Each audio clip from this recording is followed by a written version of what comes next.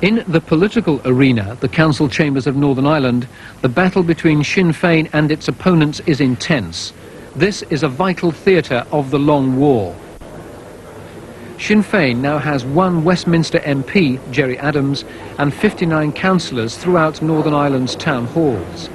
This outrages the Unionists and presents the government with a problem. It won't talk to Sinn Fein, but expects others to do so in conducting council business. This problem is most acute in Belfast. Unionist politicians feel they've been left high and dry by the government to take on Sinn Fein on their own. They control Belfast City Council and bitterly resent having to sit in the same room as the people the government refuses to talk to. They're doing all they can to sabotage Sinn Fein. Sinn Féin's 9 councillors form the largest single party on the opposition benches. 2 of them have been convicted of terrorist offences, one for IRA membership and possession of a firearm, the other for possession of ammunition. A third was convicted for escaping from lawful custody.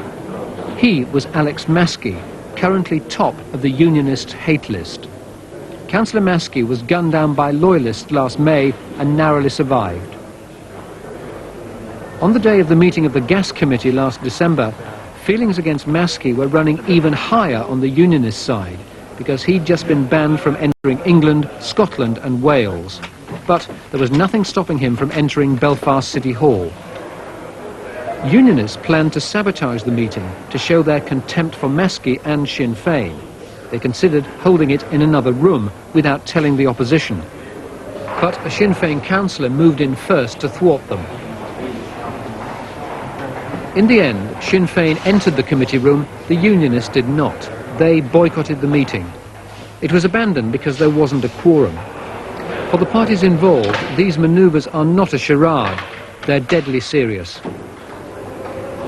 That's what these people represent. They represent the IRA, and we're not prepared to sit down with them. If the government refused to meet them, the Secretary of State refuses to talk to them, I don't see why they should foist it upon us to have to sit down and do business with these people. Unionists have repeatedly demanded that the government should proscribe Sinn Fein, making it illegal like the IRA. Thus its members would be banned from the council. But the government is loath to do so, not least because it would hand Sinn Fein a powerful piece of propaganda.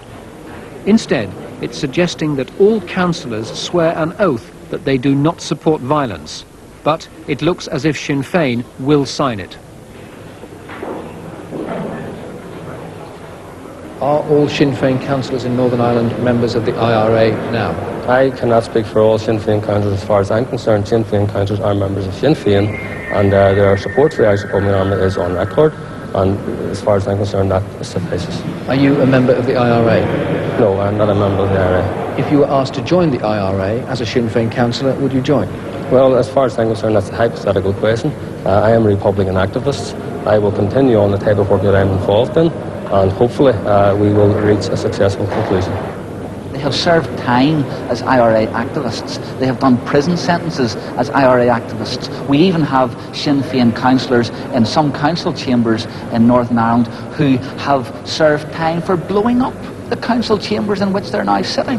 Now, no other country in the world would allow that kind of situation to exist. I mean, prescription we certainly keep under review, and I've always made that clear, that this is an issue that many push forward. One has to consider how effective it could be, because you have to prescribe a designated organisation. People can just change their names and bounce up in other incarnations. But this is something we do keep under review, because I absolutely share that sense of outrage at the abuse of the democratic process. But although Sinn Fein won 2 more seats at by-elections in Belfast last autumn, the surge in their support in the whole province has been stemmed. In last June's general election, it was the SDLP, their rival for the nationalist vote, that won an additional seat at Westminster, not Sinn Fein.